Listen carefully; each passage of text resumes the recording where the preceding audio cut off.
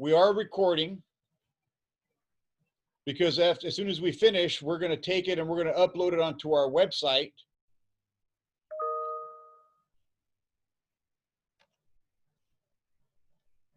Okay. So the call is being recorded. As people come in, continue to join us, I will go ahead and keep an eye on the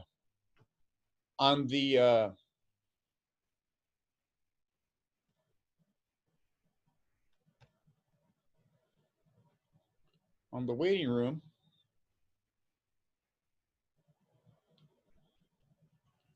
So, thank you for the coffee.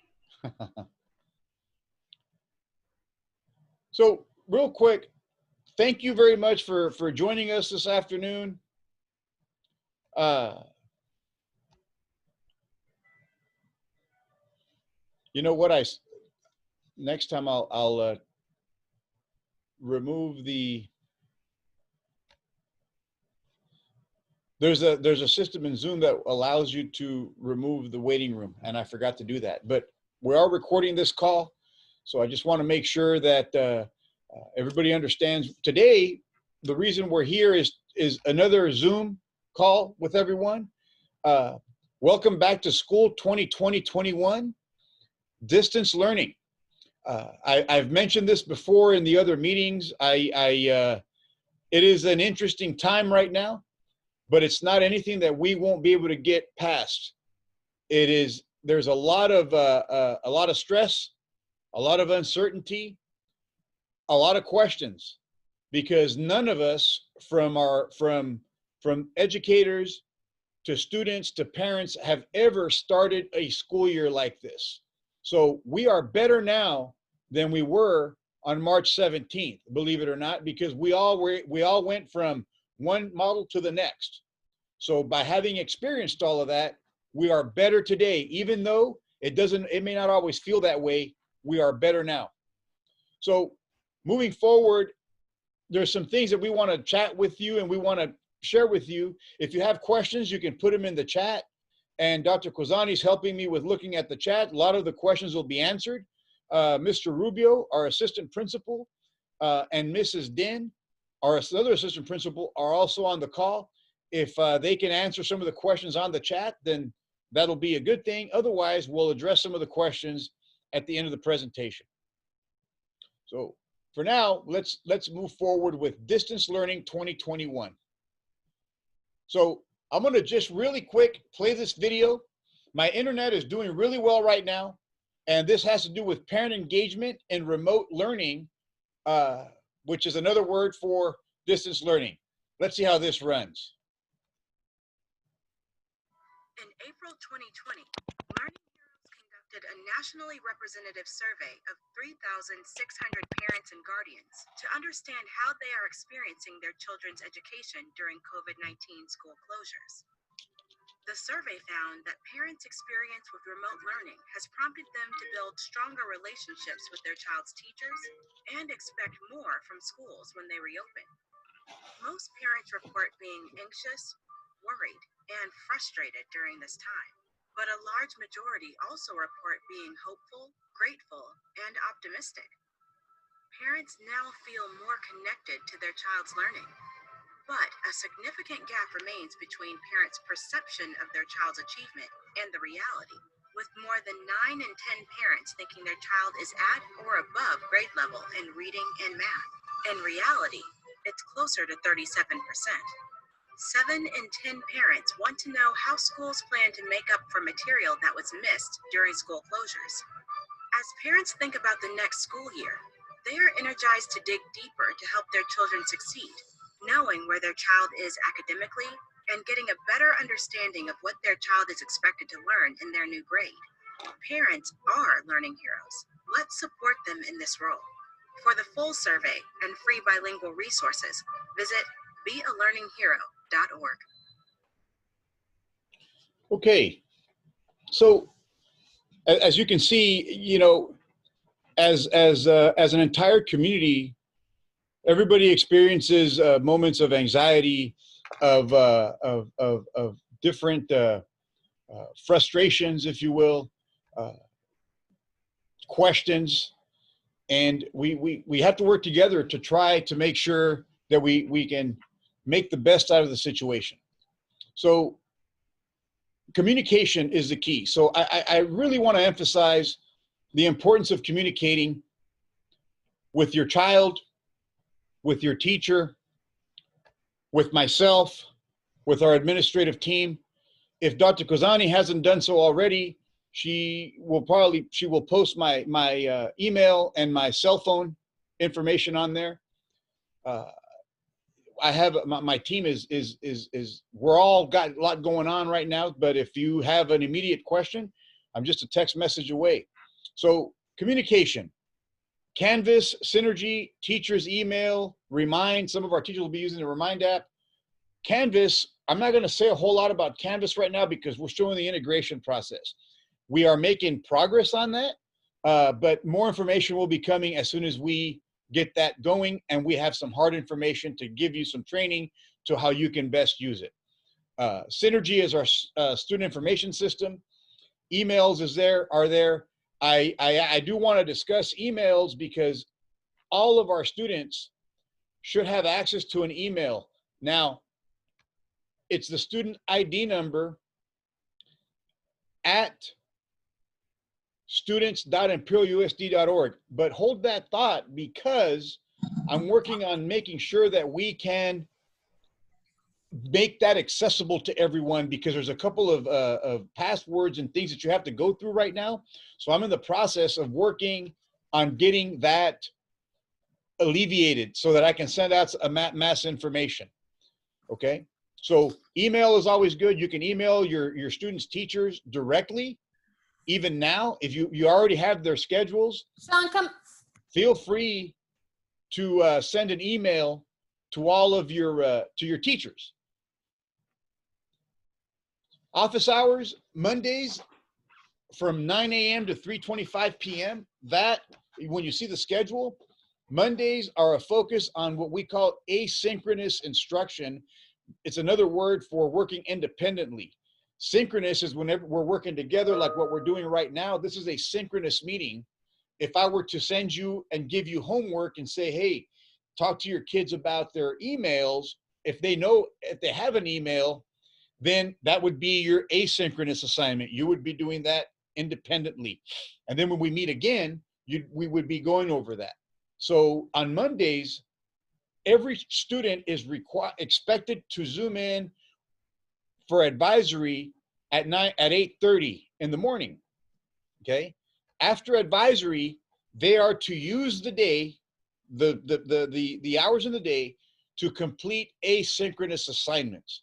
The difference, a big difference between distance education and what we refer to brick and mortar is that there's more time to focus on the independent exercises. So we really our teachers are going to be working on providing assignments that will allow them to really gain a deep understanding of what's going on. Okay, so just bear with us as we try to figure out or continue to employ best practices and research so that we can provide the best experience and a quality education for your children. But between 9 and 3:25, that's when your kids will be working asynchronously, independently, but it's also when our teachers will be reaching out to your children. If your child is having a hard time, don't be surprised if we reach out to him and say, hey, we need you to Zoom in for about 15-20 minutes so I can give you some additional assistance in this particular area. If your child is not submitting assignments, if your child is having a hard time, that'll be the time where our teachers are using that to complete that outreach and make sure that we're taking care of your kids academically, of course, and also social emotionally as best as we can. We also want to make sure that on Tuesdays through Fridays, they'll be meeting on a split schedule. Advisory is every day, and then Tuesday through Friday, it'll be first, second, and third, fourth, fifth, and sixth. But we're going till 12 o'clock, and then from 1 to 3:25 is the opportunity for your kids to complete the asynchronous assignment. A lot of the things that we saw in the spring is kids overwhelmed, with working into the wee hours of the night. We want to make sure that we're using the time during the school day so that they can take care of the assignments that they're going to be provided with. And our teachers are also working with finding that, it's called the Goldilocks effect, you know, not too much, not too little, but just right. So we'll work together as in terms of navigating that. Emails, if you need to reach out to your children's teachers, please send them. I'm telling our teachers, as soon as 3:30, 4, 5 o'clock comes around, they need to be parents. They need to take care of themselves. They need to recharge as well. All right. But if they don't answer your email that evening, wait for them. They'll have time to respond the next day. Okay. If you have, give them 24 hours to respond. You'll use a 24-hour rule to respond to an email within 24 hours.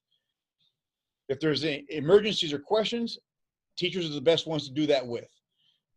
We will continue to send weekly inform you on a weekly basis with regards to your child's performance.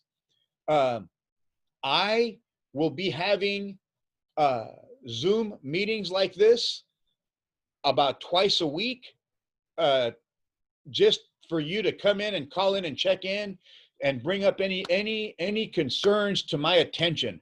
You can always text me, you can always call me, but right now, more than any time, I want to be able to have these kinds of conversations with us, even if it's just 45 minutes to an hour, just to kind of chat and see what's going on. Okay.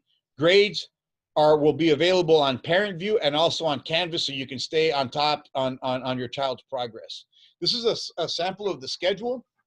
8 Mondays, you have advisory period, and then asynchronous work, take your lunch, and then interventions are also happening from 1 to 3:25. But Monday is about a 70% emphasis on asynchronous instruction. Tuesday, as you see on Tuesday and Thursday, it'll be periods 1, 2, 3, and then lunch. And then the afternoon is for asynchronous instruction. Wednesdays and Fridays, advisory, and periods 4, 5, and 6. And then after lunch, enrichment block. So we've really worked hard and invested a lot of time with our distance learning task group to do research and provide a schedule that lends itself to distance learning, where the instructional minutes are based on the assignments that are provided or learning opportunities for your children. What we want to avoid, we don't want your kids behind a screen for 7 or 8 hours. We don't want your kids working into the night on assignments. I also want to make sure that our teachers can do the outreach, to do the intervention for those kids who need them. Even if your child is doing really well academically, that doesn't mean that he or she may need some help emotionally. Okay, so this is our distance education schedule. So, now we do have steps of intervention for any children who aren't engaging. The education code under distance education, compulsory education laws are also in place, meaning that students are expected to engage. When we closed in the spring, it was interesting. We'd never done that. We didn't know what was going on. We did the best we could to not harm. Okay. Now, that's up to opinion as well, but we did the best that we could. Now that we are in this model, if a child is not engaging, if a child is not participating, not zooming in, because everything, it's expected for it to happen. Now, if there's glitches, if there's issues, if there's problems, and there will be, please communicate that with us so that we can provide you with what you need so that we can be successful. But if you look at the slide, inactivity means no participation in Zoom, Google Meets, class meetings, or failure to complete assigned coursework. So if it happens the first time, we're going to document that. The teacher will document, do some outreach, make a telephone call, send an email, uh, and then advise the counseling team and the administrative team. If there's 2 days of inactivity, then we'll continue to do that, but then we're going to refer the student to the attendance intervention team. So what that means is that we're going to work on re-engaging the student. What's going on? We'll start by calling. We'll if we'll be working with our school resource officer, Officer Ayala, and we'll go visit, knock on the door. Hey, what's going on? Where's Joe at? Oh, well, Joe, whatever the situation is, we need to intervene because we need to make sure that the child is receiving an education.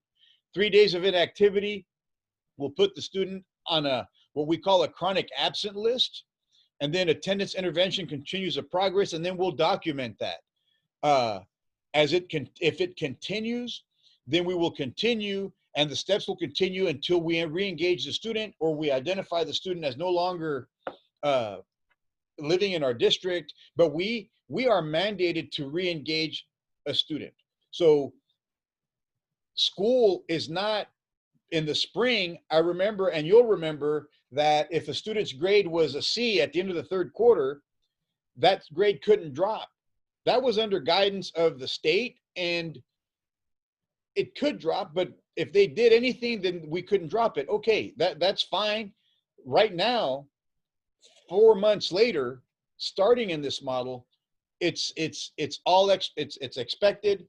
We are expected to re-engage, so there's nothing that's optional. So these are our steps of intervention. Like I said, this will also be posted at the IHS website.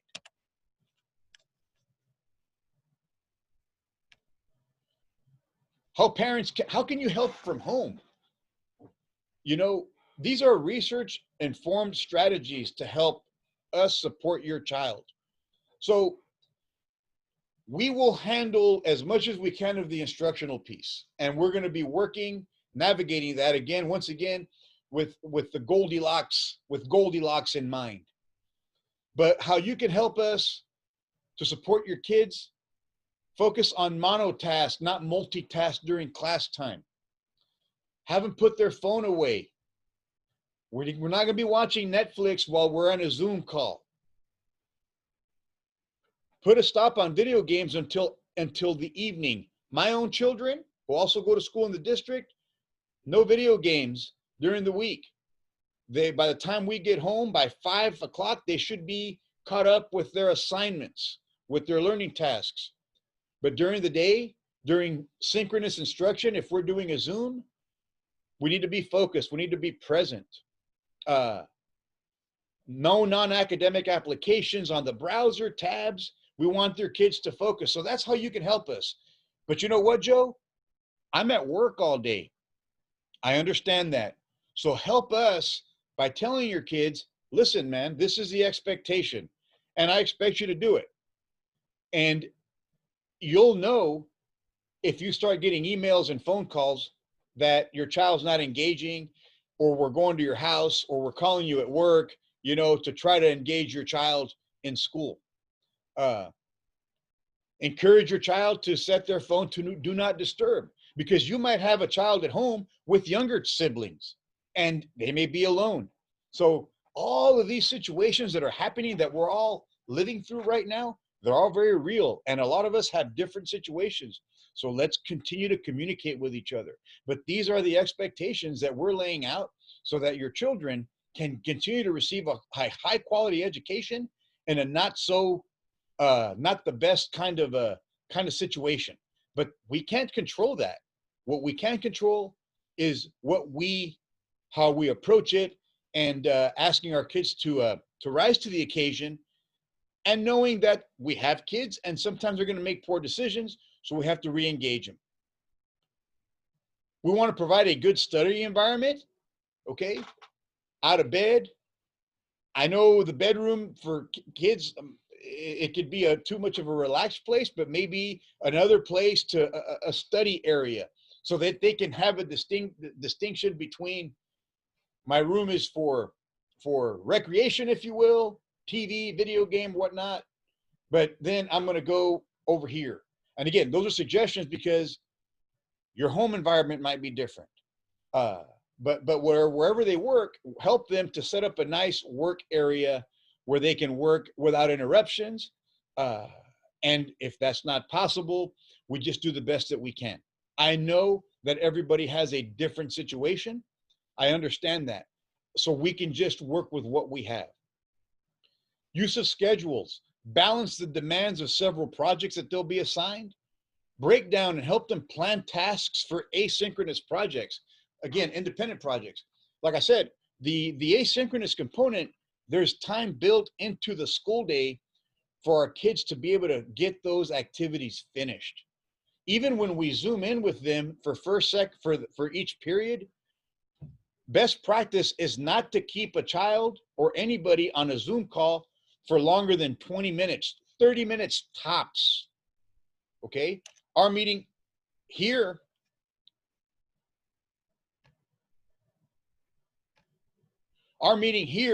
is going at about 20 minutes right now when we got started. So I need to make sure we're getting along, but we're adults. And even with adults, it's tough to do sometimes. So make sure that we're helping our kids set up a schedule. My own children, this is how it's going to go at my house. My boys are going to be up at 6:15. I'm going to fix them breakfast, and I'm going to be out the door by 6:45, and they'll be ready to go. I want them reading. I want them journaling. And then at 8:30, they'll be ready for advisory. Well, my 9th grader will be ready for advisory. Then after that, he's going to go through, on Monday, he's going to focus. He's not allowed to mess with any video games or any of that until after 5 o'clock on Monday. On Tuesday, he'll zoom into advisory, and then he'll go through first period. Now, the first period at the beginning, there'll be a lot of Zoom because there'll be a lot of interaction. After that, we're not keeping kids on Zoom for longer than 20 to 30 minutes. That's counterproductive. That's not best practice. So we're going to work on making sure we're employing best practices. Monitor your child's progress. Ask them, what are you doing? If they say nothing, they're lying. they're going to have assignments, learning opportunities. If they said we didn't have anything to do today, okay, see how that's going, and reach out to the teacher, reach out to the counselor. But there is no downtime. Try to keep them structured during the day, and in the evening, once they're finished, give them some time to relax. Give them some leisure time. Give them some time to, if you can, sit down with them and just chat. Ask them, how's your day going? You'll ask them, how are things going? And they're going to say, good. Anything interesting happened today? No. So keep asking them questions and keep digging to see what they're doing. This is just a sample of a deadline planner with the week beginning on Monday all the way through Tuesday to allow them to kind of keep track of what they're doing. Okay, this is just a sample. I mean, if you have a better way of helping your child get organized, then by all means, but this will help us. This is a weekly planner, morning, afternoon, and evening. What's your game plan for Monday morning? It'll be advisory. And then after 9, I'm going to work on first period work, second, and so on and so forth, so I can have this finished and I can plan my week. Our teachers will, as we get going, should be able to have the assignments for the week for your kids so that they can work on them during the asynchronous part of the instruction or of the day. Encourage your child to communicate with his teachers when they have questions, or even if they just feel they need to check in with their teacher and chat. This can be done by email or requesting a one-on-one virtual meeting. That's okay. Communicate with your counselors. We can set up a Zoom meeting from 1 minute to the next. That's not a problem. One of the positive things I think with regards to our current climate is that I can meet with 98, 97 parents with about an hour's notice. So this is a good thing. Let's try to look at the silver lining in every situation. Support your child's metacognition. In other words, how their own thinking, awareness and understanding of their own thought process. What are your big learning takeaways from the day? What's challenging you? What do you have questions about? And we'll look at providing some more parent optional workshops via Zoom on some of these things, because I think as parents, I just shared what my schedule is going to be for my boys, because I have one that's in going to be in high school and one that's in 4th grade. So, but they all need a little bit of structure, but they also need time to recharge themselves. Help your child bring from past experiences. Make connections when possible. You know, if you ask me, hey, you know what, if I have to help my child with his math homework and he's taking some advanced math, especially with math in this day and age, I'm not going to be able to help him. But my child can advocate for himself and communicate with his teachers, and his teachers may not respond in that moment, but they're going to respond, and they're going to help him, especially in this climate. Not just in this, but all the time.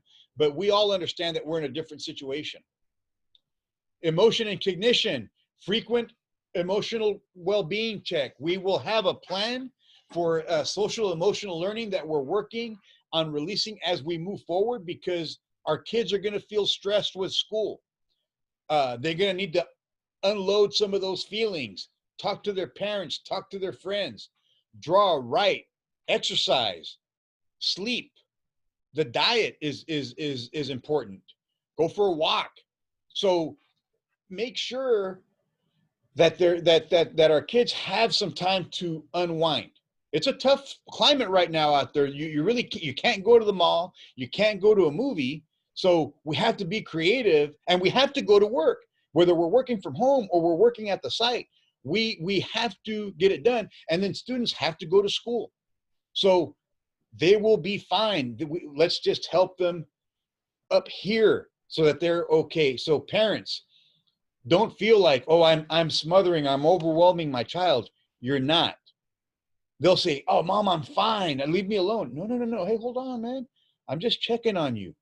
I'm checking on you. If you see something different, reach out to a counselor. Let us know what's going on.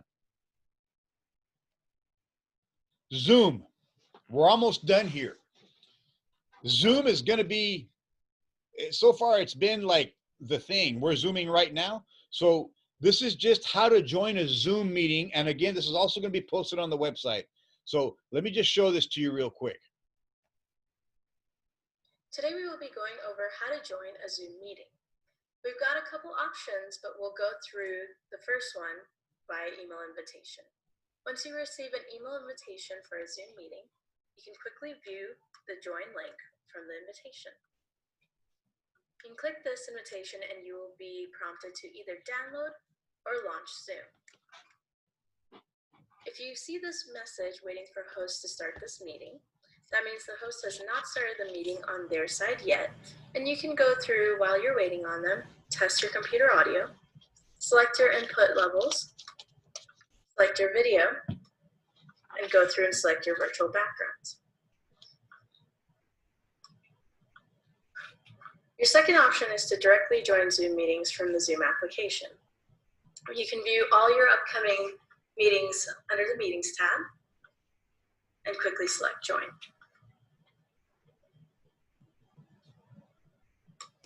If you have any questions on joining a meeting, please contact us at zoom.us. Thank you.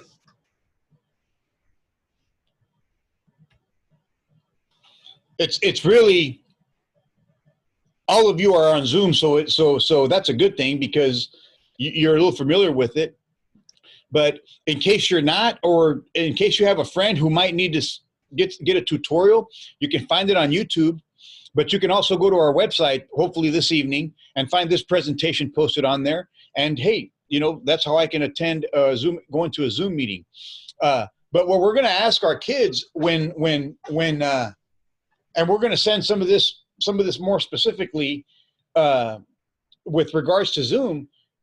Mute your microphone to help keep the background noise to the level, because if you have little kids in the house and you're trying to do some work with your English class and you got little brother or sister in the back crying, then that's going to be a distraction. So mute your microphone. We're going to ask all of our kids to turn on their cameras so that we can see their faces. We're going to ask your kids to dress for success, if you will. We want them, I don't want my boys Zooming dressed inappropriately. You know, get up as if we're going to school and get things done. And I mean, they don't have to wear a coat and tie, you know, but, you know, a shirt, you know, comb their hair a little bit and be ready to get after the day. Try to keep some normalcy as much as possible to a very unnormal situation. Limit distractions, avoid multitasking. Some of us as adults, we're the worst ones with that because it's like, you know, we're on a Zoom call and we're doing different things. Prepare materials in advance. You know, if your child has a Zoom meeting in the morning, make sure they use the time in the afternoon the prior day so that they can get everything taken care of and ready for that Zoom call. Don't Zoom. We're asking students not to Zoom from their bedroom or on their bed or lying down. We want them to Zoom to get into a mindset that this is school and we're going to be as professional as possible. And I use that term loosely because they're kids. I understand that, but let's work to get them a little bit of structure. All right. And I know that some of you have to go to work during the day. So we're going to lay these expectations out for your kids as well on that first Monday of school, because when they Zoom in on Monday, after 9, we're going to have class webinars, 9th grade, 10th grade, 11th, and 12th. I'll be sending out that schedule as well. Right now, this is an IHS parent resources. This will also be on the website, and I can send this as a PDF. If you take your phone or your camera and you go over the QR code, it'll take you to a site and it gives you information. Ms. Keaton has done an awesome job of putting this stuff together, among a lot of other things with our transition and to this distance education. Dr. Kozani put together this presentation for me, and she did an awesome job. I am very lucky to have these folks on my team. Mr. Rubio, Mrs. Den, our district office has been very supportive with providing us the resources that we need to be able to educate our kids as much as possible. So when you get a chance, check this out. I'll send the link via email to you all. Real quick, on Monday, okay, what's really important right now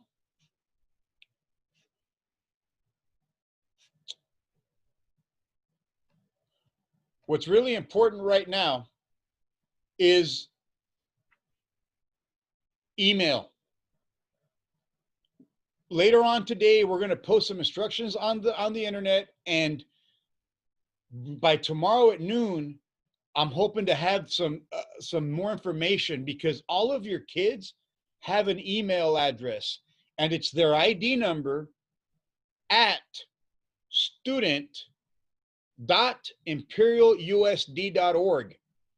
Now, it sounds easy enough, but if you try to send an email with that, it may not let you, because it'll ask you for a password. So we're working on facilitating that, because what's going to be happening between now and Monday is your teachers will be emailing our kids and providing Zoom links for advisory on Monday, okay? It's a good idea to email the teacher just to let them know, hey, listen, this is who my son is, and just to kind of keep that communication going, even now. If you know families who aren't on the call, ask them to check out the website. Ask them, hey, does your son have an active email? This is happening a lot with our incoming 9th graders. They have an email and they used it during the spring, but a lot of it went through Google Classroom. So some of them have already forgotten it. but all of our students have an email. But again, from my end of it, we're working on making it easier so that you can reset your own password. But our teachers are working hard at emailing students and parents. And if we don't have emails, they're going to be making phone calls. But if they have 75 or 60 kids or 40 kids who we don't have emails on, those are phone calls that we have to make. So spread the word, Tiger parents. Make sure that our kids have an email. Make sure that you have your email. And if you don't, reach out to see what we can do to make sure that you're taken care of. Your students' emails, they may have personal emails, but they need to have a student email. They all have it. They all have to have it active, because when we move into Canvas, they're going to need to have that email. So spread the word. You got to have an IHS Google email, which is your ID number at student.imperialusd.org. The only difference is your child's ID number. Having said that, we've been on the call here for a little over 30 minutes. Dr. Kozani, are there any questions in the chat that we need to address? Yes, Mr. Apodaca. I think that it's important that you clarify that we are not going to use Google Classroom anymore, and explain parents a little bit about Canvas. Very good. No, we're moving away from Google Classroom, because Canvas is a learning management system we're in the process of merging it with Synergy. It's not replacing Synergy, okay? Synergy is still where you'll have parent view, you'll get your report cards from Synergy. We'll still take attendance in Synergy when we get moving forward. But Canvas is what happened in the spring is there was Google Classroom, there was multiple formats, and it's like, I don't know where to go. So Canvas is also used at IVC. We have many students who are enrolled in dual enrollment, so some of them are familiar with it, okay? And it allows the parent and the student and the teacher to communicate under the Canvas guideline. We can use Zoom through Canvas. We can use Google information through Canvas. We can use multiple apps through Canvas. So instead of saying, okay, do I have to go to Google Meet, or do I have to go to Google Classroom, or do I have to go to Nearpod, or you just go to Canvas. And within Canvas, everything's under one umbrella. Now, right now, the toughest part is the integration of the systems, the technology component. So that's what we're working through right now. But in the first 2 weeks of our school, ladies and gentlemen, our teachers are going to be working at building. It's very different, as you can imagine, having a meeting when we're all face-to-face in person, as opposed to right now. Right now, I can see some of you, but some of you don't have your cameras on, and that's okay. You don't have to turn them on. But if I was teaching class on the first couple of weeks of school, I'm going to have a Zoom meeting with my classes. I'm going to say, turn on your cameras, folks. And I'm going to build those relationships with those kids. I'm going to share some stories about myself, try to get them to engage, and try to get them to feel comfortable in this climate. So, but Canvas allows us to do everything under one umbrella. So right now, I don't like to use the word frustration because it sounds like it has a negative connotation, but the challenge right now is we're working on integrating Canvas with Synergy. Mr. Apodaca, Yes. related to Canvas, there is a parent that is asking how the child is going to log in to Canvas, and there is another parent that says that the history teacher told her that we are going to start using Google Classroom in the meantime. So she wants a clarification on that. As of right now, I'll have to talk to individual teachers, but right now our game plan as a site is we're not using Google Classroom because what we don't want to happen is we start with one platform and then have to shift to another. Right now, the first 2 to 3 weeks, are going to be focused around building a digital environment, a community, and getting our kids used to this situation. I'm an English teacher, and the plan is not to start on day one by assigning chapter one or this, and there's going to be some assignments, but the idea is to get to know our kids and to build that relationship and to build that community. That's going to happen in the first couple of weeks. We'll be sending out a game plan for students to check out textbooks. Some of them will have to come by and pick up a textbook, but we're making sure that that we're adhering to all safety parameters as well. So that was another question, Mr. Apodaca, about textbooks. Yes, some teachers will still, some of them have access to online textbooks, but some of our teachers will ask students to pick up a physical textbook. So we're going to be putting out a schedule, sending it out so that students can come by. We're going to do it by class, seniors, juniors, sophomores, ninth graders. So if your child has to pick up 2 textbooks, they'll come on a specific day, on a specific time to check out their textbooks here at the library at Imperial High School. That information will be forthcoming as well. Now, I have a question. For example, Canvas is going to be for students in their classrooms. So now for parents, is every teacher, would they have like a remind for us parents that we can follow up on, you know, assignments and how they're doing, like directly with the teacher? Is every teacher, will they have like a remind app? Every parent will have access to Canvas as well. That's the beauty of it. Once we get it rolled out, we're going to provide some training sessions and some videos so that you can use the Canvas app, and you will also have access to Canvas to look at assignments and things of that nature. So the beauty of it is that it's a learning management system where parents are also involved. So once we get it rolled out, we're going to provide some training for our kids, of course. We've already provided training. We're providing training for our teachers, and we're also going to have some meetings like this to provide some training for our parents. And some of it will be done through a use of a video. In the sheet with the QR code on the last page of the presentation, there's a QR code right there that takes you to a Canvas video that tells you a little bit more about it. Some teachers may use the Remind app for an additional communication component, but once we have Canvas in place, it's going to be a very practical way for all of us to communicate through Canvas. Okay, great. Thank you. We have several questions, Mr. Apodaca. What happens if a student has technical difficulties and cannot log in for a particular Zoom? So it's going to count against the student, or participation, attendance, how it's going to work? That's a great question, because when do we not experience technical difficulties, right? You know, we're anticipating technical difficulties. We're anticipating obstacles.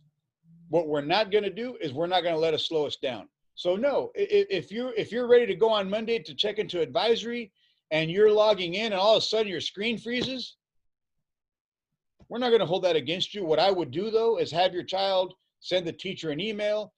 You can send the teacher an email. You can copy myself, my whole administrative team, our counselors, copy everybody on it. It's okay, because our teachers have about 150 kids. I don't have it. I'm not in the classroom. So if you copy myself, Mr. Rubio, Mrs. Din, and the counselors, we'll all see, and we can all work together to find out what's going on. So no, yeah, if you have technical difficulties, we're definitely going to work with that. Those things are going to happen. We want to try to minimize everything as possible, but that's something that's out of your control.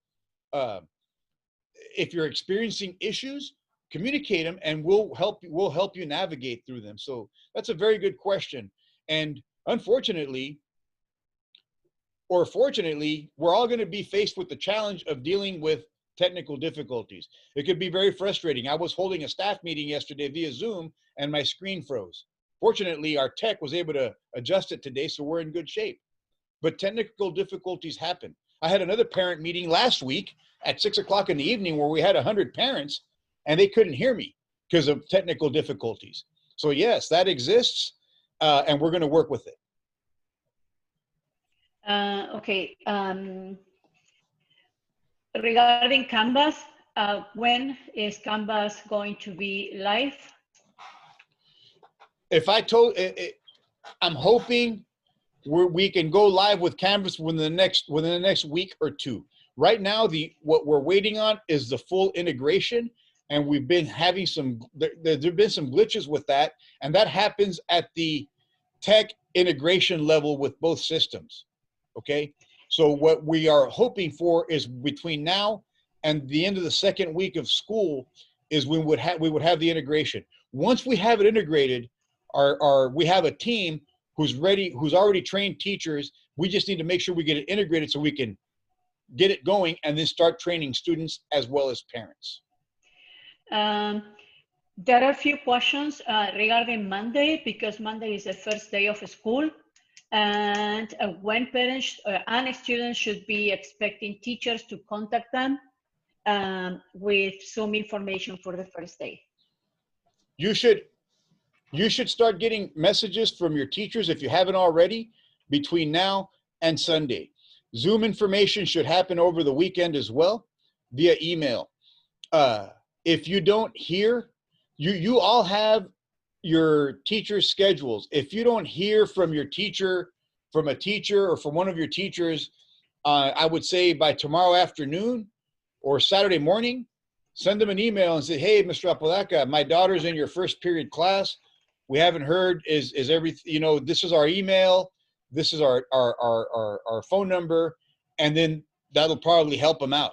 Because right now we have, what we've discovered is that students have personal emails, or they have emails, but they're not activated, or they've never used them. So every student at Imperial High School has a Google email account and a Google email. Except right now, if they try to use it, it won't let them, because they're not allowed to reset their password. But we're working on trying to get that alleviated. And then if I have to have multiple Zoom meetings every day, then we'll do that. We've also acquired a Zoom license through our district that will allow me to have more than 100 participants in the meeting at one time. I think it's like up to 500. So if I have 3 of those, then I can talk to everybody. Right now, with one, we've talked to 100. We're going to do 2 more tomorrow or 3 more tomorrow. So if we can get 100 at each, it'll be 400 plus what we post on the school website. There is a question about how to reset the password for emails. At this stage of the game, that's what we're trying to figure out. We're trying to, as soon as we get some direction on that, we're going to post that on the website, and I'll fire off an email to everyone along with an SMS text message. Several questions regarding PE clothing. At this stage of the game, you would not be required to buy PE clothing because we're not here in brick and mortar, and the assignments that your teachers give you for PE are going to be, some of them may ask you to do to understand, to learn these exercises or learn the fundamentals of, say, softball or baseball or whatnot. But when you're going in on a Zoom call, I don't expect you to do it in a PE uniform. So for the immediate future, until we get back to brick and mortar, you will not be required to purchase PE clothes. Several questions regarding a period for band and for credit recovery, how it's going to work. Credit recovery is still going to be in place, but it's not going to happen in a period because it can happen at any time while you're at home. Band, and like we have a period band and we have a period weight training, those classes right now are still going to happen. They're going to be on your child's schedule, but the coaches and Mr. Scurries, the band director, and the coaches will be conducting Zoom meetings, if you will, with the kids. Now, that's been an interesting situation because, well, what am I going to do with my football players or my band during Zoom? You're going to talk to them. You're going to help them keep their mental approach in the game. You're going to ask them to practice their instrument at home. because when we go back, we got to be able to hit the ground running, not so much physically, but mentally. So if I was coaching, we ask our coaches to have meetings with their teams periodically, a couple times a week, and talk to them, ask them how things are going, ask them to keep focused on making sure their education's getting taken care of. So those classes are still going to be in place. Same thing if no one's asked about FFA. FFA right now, we're trying to see what's going to happen. We're still going to have FFA, but if we don't have a midwinter fair, we won't be able to show animals. So we had a booster meeting last night, so we're working on those plans as well. We want our kids in the FFA to raise animals, but it may look different than it's always has in the past. I'm lived here for a long time, and we've always had the California Midwinter Fair. But if our situation in the valley, we need to be off the hot list for 14 days. If that happens, then we would move into a hybrid model. And after a while, we're all hoping and waiting to come back to class full time. So we're trying to keep as many of our programs, and as we get going, to keep clubs going as well, so that we can give kids that outlet outside of the academic component as well. Regarding pictures IDs and senior portraits. Senior portraits are going to happen. I'm working with Life Touch they're going to happen in probably September or October. Right now, I need to set up a time so that for kids to come take ID pictures. The senior portraits, we're only going to allow so many people to come into the gym because we have to practice social distancing. So those are things that are already in line and in place. As soon as we finalize them, we'll be reaching out to make sure that we can come in and practice safety and safety parameters so that we can get that done. There is a question regarding seniors with short schedule, if they are required to be available until 3:25 or Negative. Only for the period of the day that they have classes. No, they're just required to attend the classes that are on their schedule. If they're unscheduled, then they're done. Class changes, if the students want to change classes. As far as schedule changes, I'm going to be absolutely honest with you, okay? We're limited on schedule changes. If your child is missing a class, maybe has 2 English classes and is missing a math class, then yeah, those adjustments we have to make, because we have to make sure that they have their graduation requirements. With regards to electives, students don't always get their first priority as far as elective. If there's room, we may be able to accommodate the change. We also do not do teacher changes. If you say, hey, listen, I don't particularly want my son to have Mr. Apodaca because I've heard this or I've heard that, I can't approve those kinds of changes. We want us to communicate with the teacher, establish that. Now, there are extenuating circumstances at times, and our counselors will work as much as possible, but sometimes the schedule change isn't doable. We have to make sure that our kids have the required courses. And yeah, do schedule changes happen sometimes? Yeah, they do. If a student doesn't have his required courses, then we have to work to make that work. Sometimes if a child doesn't have the elective that he wants, then we can't put him anywhere else. If something opens up, then we can do it. So we especially in this climate, we really try to limit our schedule changes to the ones that are absolutely necessary. Regarding TAs, a parent wants to know what they are going to be doing. What will be the work for TAs? That's a very good question. We didn't want to eliminate the TAs out of the equation because we want to try to be innovative with how we ask what we get from the TAs. So that's actually something that we're still that we're going to be developing. Zooms in Spanish and meetings in Spanish. Are we going to have any? And if yes, Yes, as a matter of fact, tomorrow we're having a meeting at 11, and then at 3 o'clock we'll have it in. No, actually, no. I'm sorry. Tomorrow morning at 11. No. Tomorrow at 3 o'clock we're going to have this meeting in Spanish tomorrow at 3 o'clock. So tomorrow at 11 we're having another meeting like this. Then at 3 o'clock we're going to have the same meeting in Spanish. And then at 6 o'clock we're going to have another meeting like this one. And both the English and Spanish meetings will be posted on the website. Could you please repeat what you said about schedule changes? What I said about schedule changes is that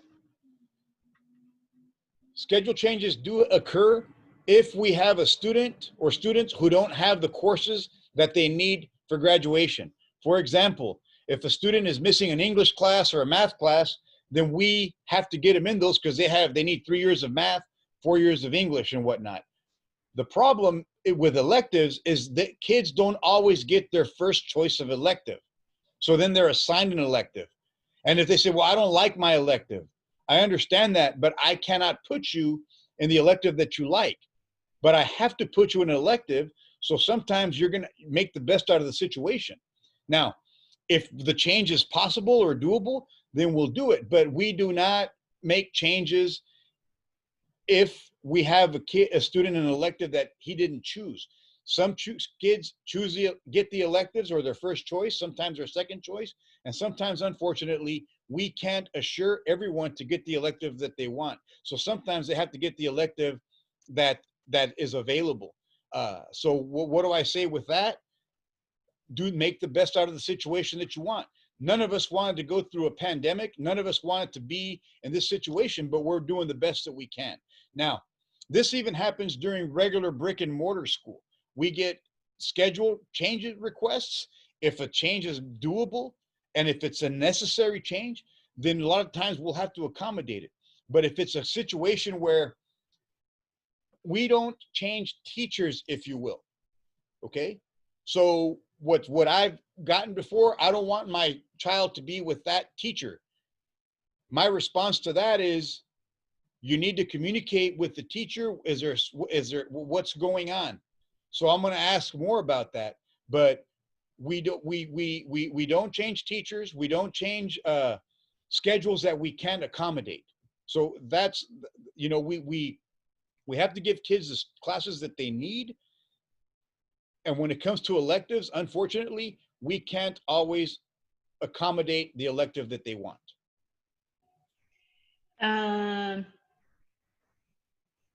Regarding Zoom, if Zooms are going to be required, how many hours a day will be required for Zoom?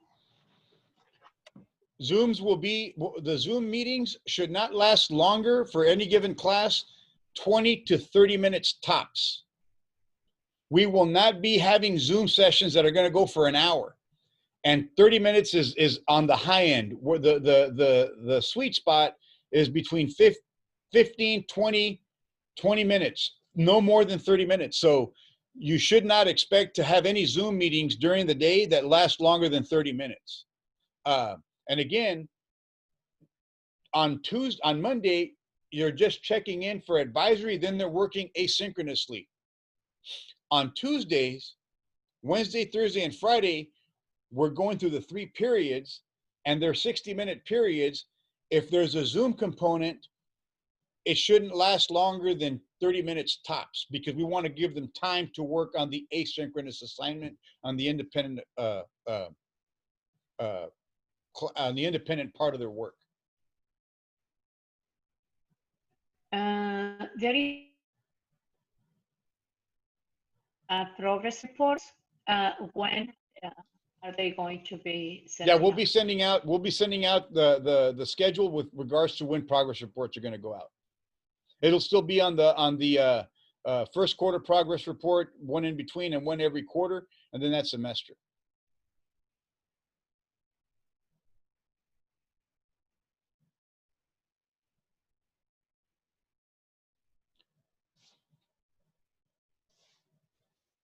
Zoom meetings will be for teaching, not just wellness checks. The wellness checks will happen, most of them will happen during the advisory time in the morning. And there will be instruction through Zoom, but it's not your traditional lecture-based type of instruction, if you will. Questions about advisory, Mr. Apodaca, if advisory is going to be like counseling, how it's going to work, is going to be the first period teacher. So a little bit clarification about advisory, please. Advisory, the education code requires us to engage our students in daily interaction with a certificated employee and their peers. That means that as a teacher, as a school, we are responsible, we are mandated to make sure that we engage in daily interaction with all of our kids for the purposes of instruction and also school connectedness. So the advisory component is to check in on kids, to help them get organized, to identify anyone who might be struggling. There'll be some activities that we're looking to do. Sometimes the advisory will go from it's scheduled from 8:30 to 9. If it doesn't go all the way till 9, then we're okay. But we are asking kids to make sure that they're zooming in or checking into advisory for that to stay connected with the school. I'm working on creating a video of a morning announcement that teachers can show kids during advisory every morning. And then it's just an opportunity to check in on kids, give them information that's coming up, and then send them on their way throughout the day. How is ASB and a class office going to work? That's something, everything was done virtually last spring during the closure, and we were able to take care of the officers and everything for this year. So as soon as we get done with freshman orientation and link crew activities to start off, we will be sending more information with regards to ASB and elections and all that, but we want to continue with with all of our ASB and as many of the activities that we have as possible. It's all that I have, Mr. Apodaca. I'm sorry? It's all that I have in the chat. Okay. Well, ladies and gentlemen, you guys, we started at right around 2:25. It's 3:35 right now. Like I said, thank you so very much for your questions. I appreciate them. I'm also, if you have other questions, send us an email, send a text message. You can text me anytime. And I don't want you walking around with too many questions. So once again, I want all of you to stay safe, stay positive. We're going to get through this.